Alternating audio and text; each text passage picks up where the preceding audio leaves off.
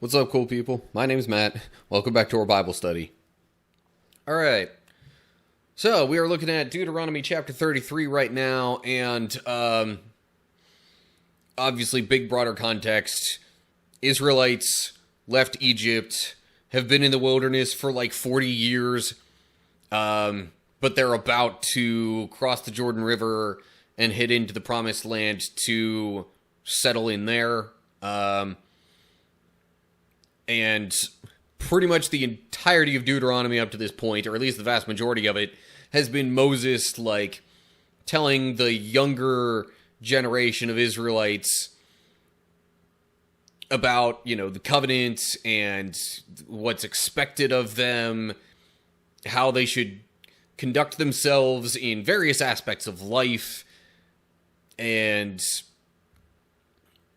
just kind of laying all that out and saying, okay, if you stick to this, you will be within God's favor.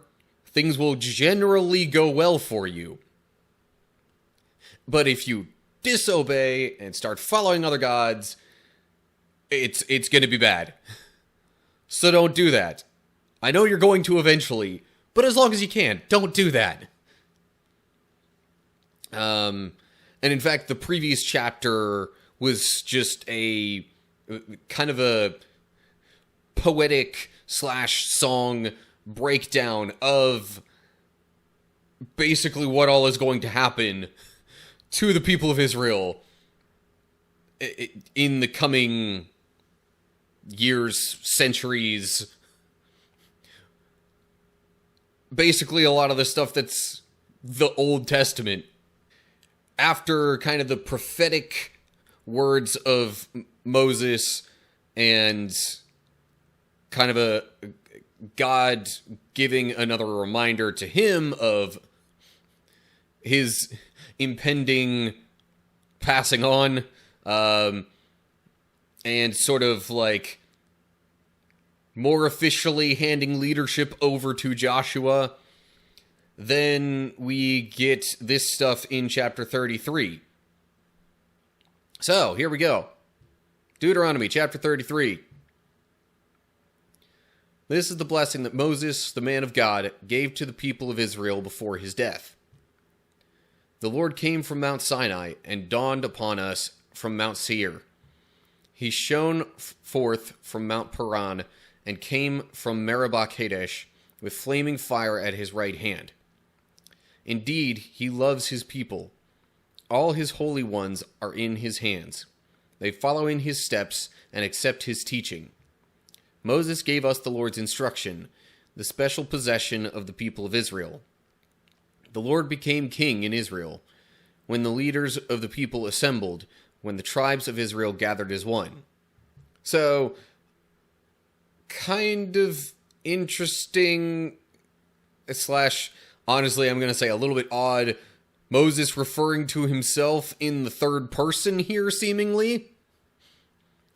Because it says this is the blessing that Moses gave to the people before his death. But I guess maybe it's worded like this so that it's,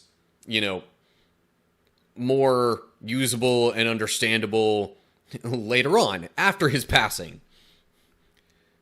Kind of fits with the theme of the, quote, Song of Moses from the previous chapter. That was like the prophecy kind of stuff. They're in that format, especially for easier memorization.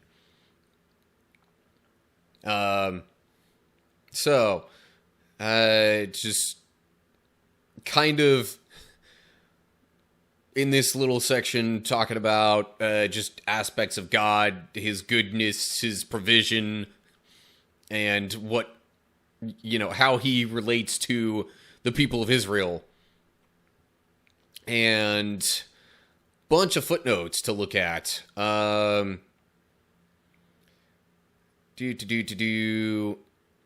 Okay, so the us would have read as them, possibly in, like, the earliest Hebrew text that they would pull this translation from.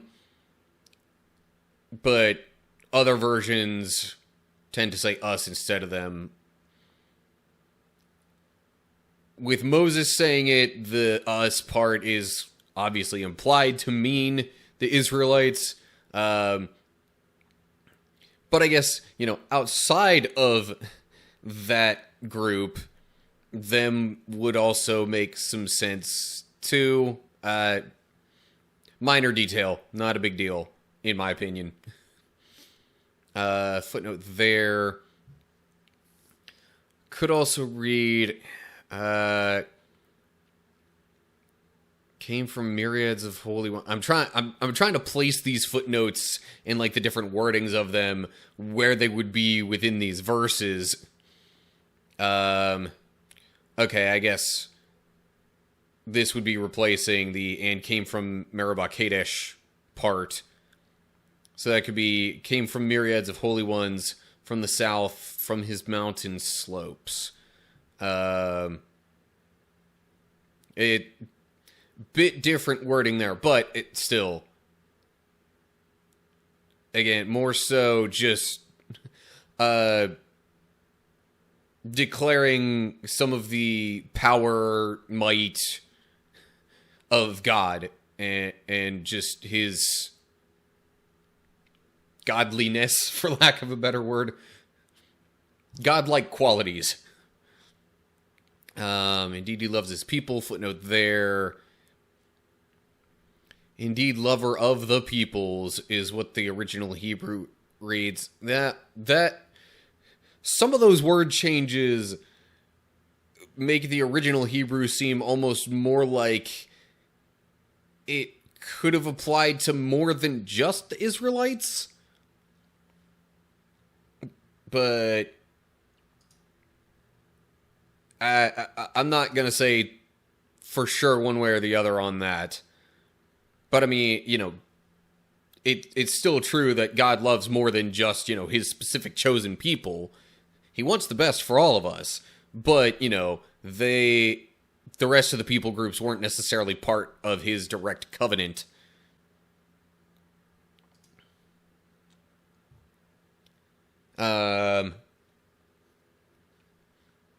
We love because he first loved us. Yeah. And I wonder if it's gonna get into some of that idea, almost encouraging the Israelites here to be kind, loving towards others because of God's love to them. But, sorry, I'm making sure I don't miss any of the footnotes here in this section. Okay, Hebrew just says Jacob there instead of Israel.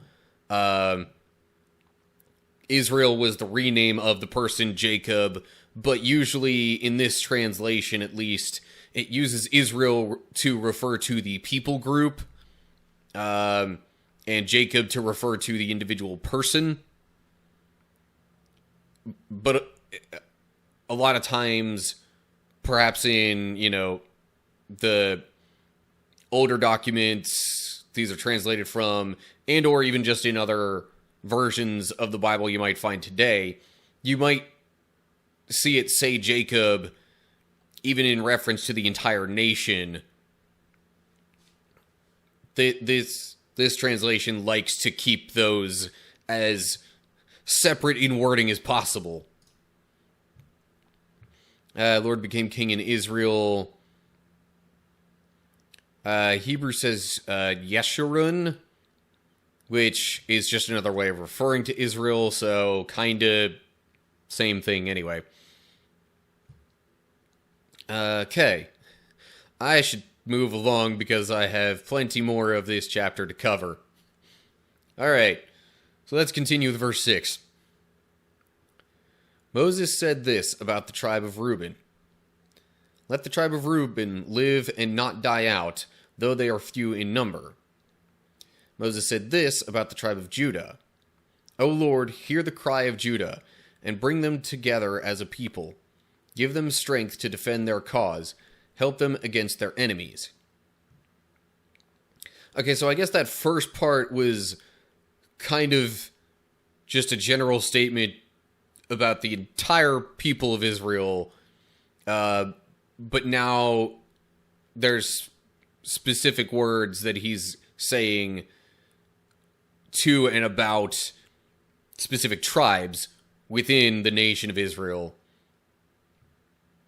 So that's probably going to be the bulk of the rest of it. Footnote there at Reuben.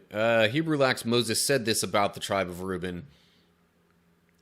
So, I mean, it still says directly in there, let the tribe of Reuben live and not die out. So, it's still probably pretty obvious that that statement is meant to apply to them. I guess just because of keeping the consistency of, all right, here's what's said about this tribe, as opposed to that tribe, as opposed to that tribe. This might have been added just to keep that structure and that separation a bit clearer. But, again, this is all blessings from Moses, so you would assume it's pretty much all going to be positive things that he's saying, / like, wishing upon the people. I don't know if wishing is the best word. Blessing really probably is, but still, I didn't want to, like, use the same word as a definition of itself there. I digress. Okay, verse 8. Moses said this about the tribe of Levi. O Lord, you have given your Tumim and Urim, the sacred lots, to your faithful servants the Levites. You put them to the test at Massah, and struggled with them at the waters of Meribah. The Levites obeyed your word and guarded your covenant. They were more loyal to you than to their own parents. They ignored their relatives and did not acknowledge their own children. They teach your regulations to Jacob. They give your instructions to Israel. They present incense before you and offer whole burnt offerings on the altar. Bless the ministry of the Levites, O Lord, and accept all the work of their hands. Hit their enemies where it hurts the most. Strike down their foes so they never rise again. So, some of this stuff in here, I mean, it may have been true to an extent. I don't think this is trying to say that, like, they neglected their families in, doing their work of ministry. But, I mean, there might have even been particular moments where it was like, okay, yeah, the Levites specifically behaved differently than some of the other people around them. Like, back when there was sort of a rebellion of sorts against Moses and his leadership, the Levites were kind of singled out then as the ones who didn't follow the trend, and even specifically were then part of sort of the method of judgment. They were the ones to bring the judgment partially upon the other people who, rebelled in that situation. Assuming I'm not getting my, moments and references mixed up. But, footnote there at Levites. Hebrew lacks saying the Levites there, but it's one of those things where even if it didn't say that directly, it would kind of be implied, because the Levites were the ones who worked in the tabernacle and dealt with the Urim and Tumim and did those kinds of things. So, yeah. Whether or not it's there, whether or not it's directly written there, I should say, it's kind of implied anyway. But this seemed to, like, kind of give a little bit of praise to the dedication of the Levites, in addition to the actual, like, blessing part down in here.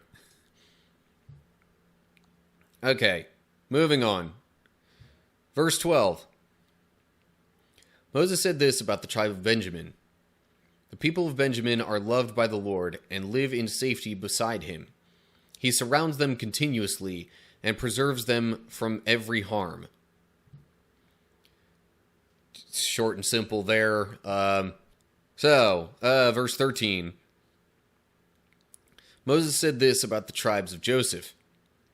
May their land be blessed by the Lord with the precious gift of dew from the heavens and water from beneath the earth, with the rich fruit that grows in the sun and the rich harvest produced each month, with the finest crops of the ancient mountains and the abundance from the everlasting hills, with the best gifts of the earth and its bounty, and the favor of the one who appeared in the burning bush. May these blessings rest on Joseph's head, crowning the brow of the prince among his brothers. Joseph has the majesty of a young bull. He has the horns of a wild ox. He will gore distant nations, even to the ends of the earth. This is my blessing for the multitudes of Ephraim and the thousands of Manasseh. Because Ephraim and Manasseh were the sons of Joseph, sometimes separately mentioned as, like, sub-tribes almost within the tribe of Joseph.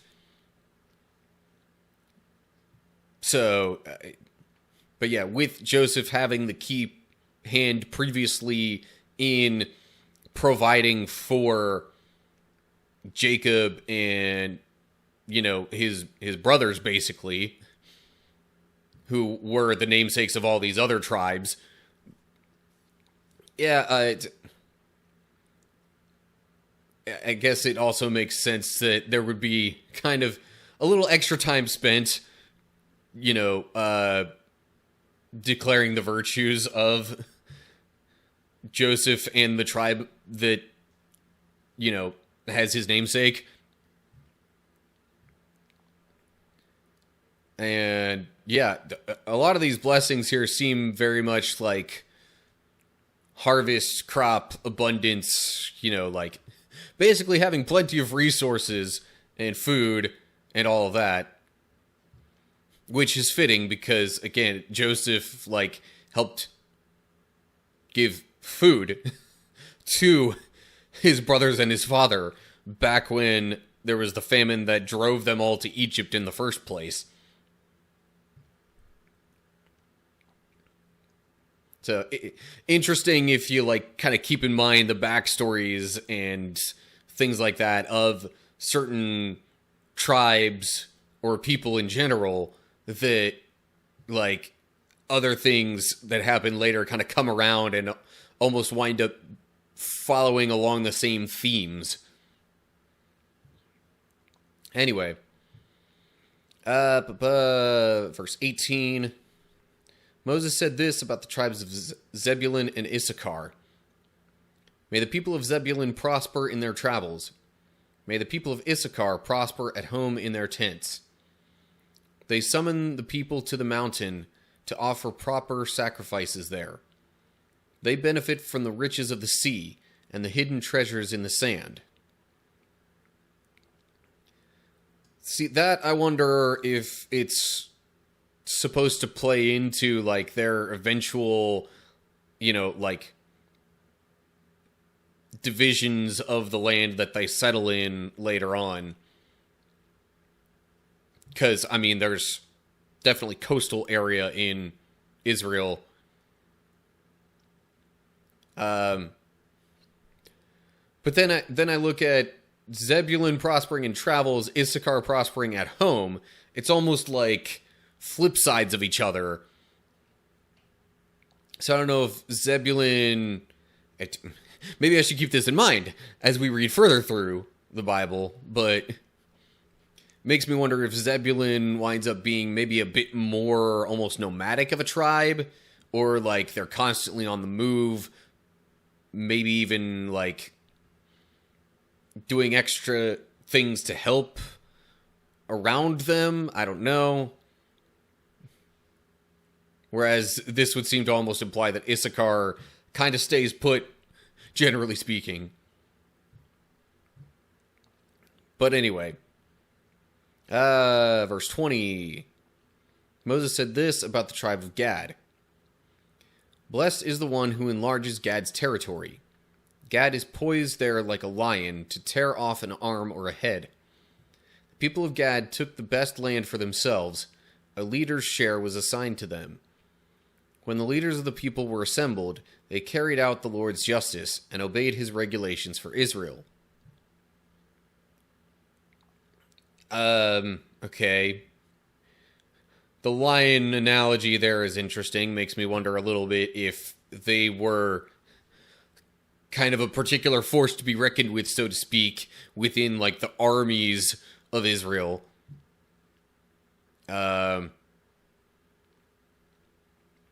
Also, taking the best land for themselves. I'm trying to remember if Gad was one of the tribes that kind of specifically requested to settle before they crossed the Jordan River, just because of the way the land was there.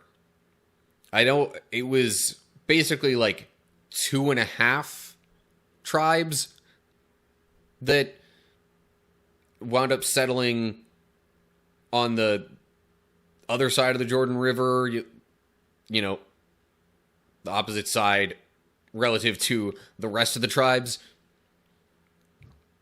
But can't remember offhand if Gad was one of them. Might have to look into that.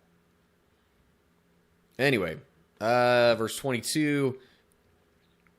Moses said this about the tribe of Dan. Dan is a lion's cub leaping out from Bashan. Okay, rather short, but again, kind of implying some sort of might or at least readiness for a fight. Moses said this about the tribe of Naphtali. O Naphtali, you are rich in favor and full of the Lord's blessings. May you possess the west and the south.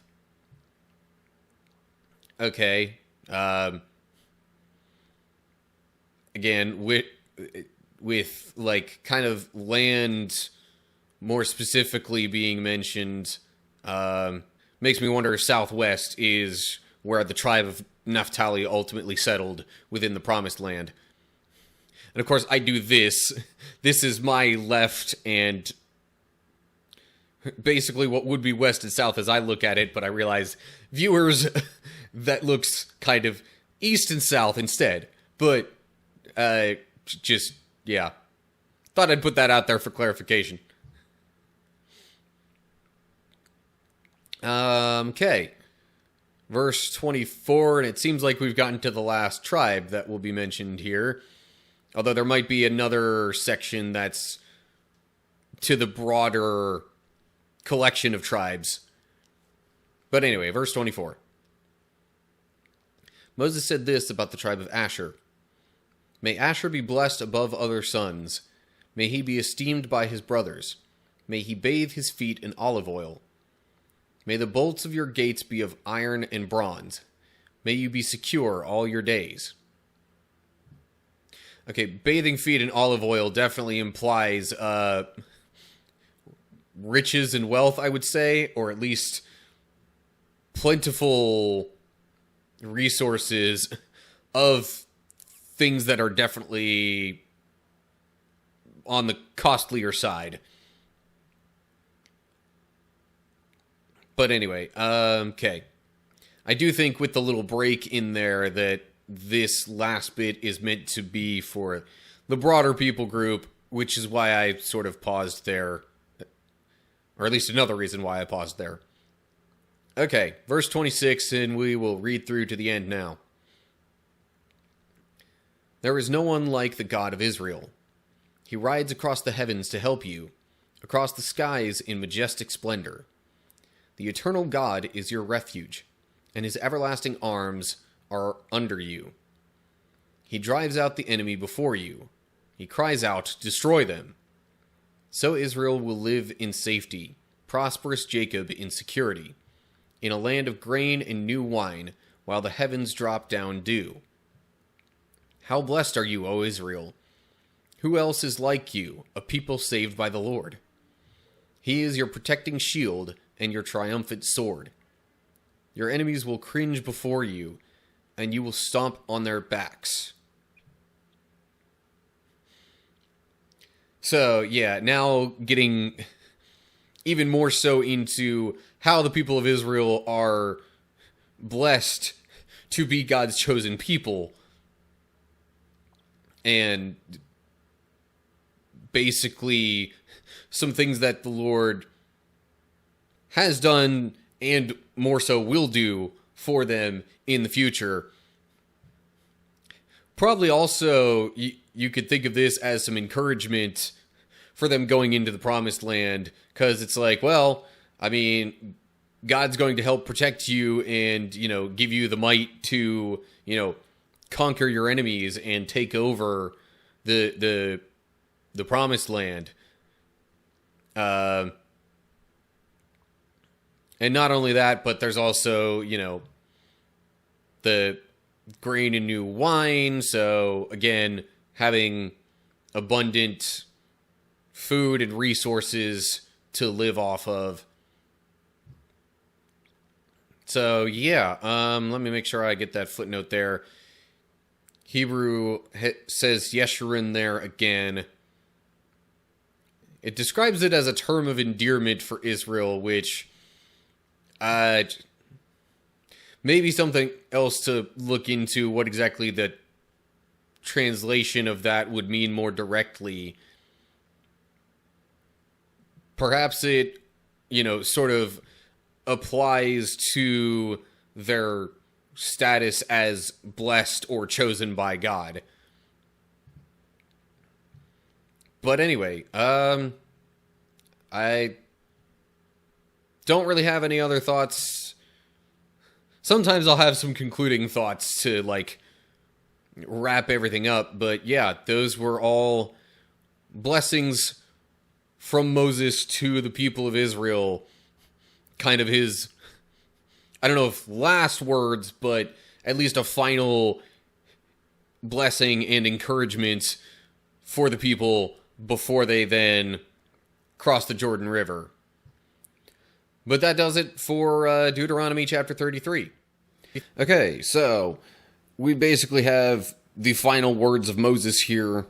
And he pretty much wants to send the people off with final encouragements and blessings, just in order to kind of, like, help encourage them or, like, wish them well as they go into the promised land. And I mean, really, that's kind of an oversimplification of what blessings really meant to them, because it was almost more of like a combo, like, prayer / petition to God, as well as a, like, encouragement / you know, general well-wishing.